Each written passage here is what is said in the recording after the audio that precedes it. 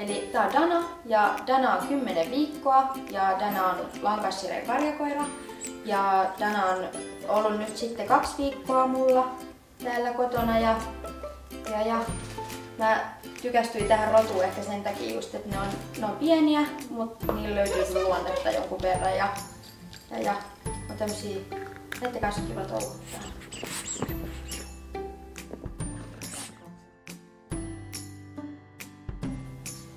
Meillä on lähtenyt tosi kivasti tää arki käyntiin, vaikka Dana on tosiaan mun ensimmäinen koira ja ollaan harjoiteltu jonkun verran sisäsiisteyttä ja kyllä se leikku on ollut ehkä vähän semmoista haastavampaa, mutta siihenkin mä oon saanut kyllä ihan hyviä vinkkejä. Ja sitten Dana tykkää tosi paljon käyttää hampaitaan, että se pureskelisi kyllä joka paikkaa, mutta ollaan haettu tuolta Tassurää tavaratalosta sitten luita ja oikeastaan ollaan löydetty kyllä aika hyvin kaikki muukin mitä ollaan tarvittu niin sieltä.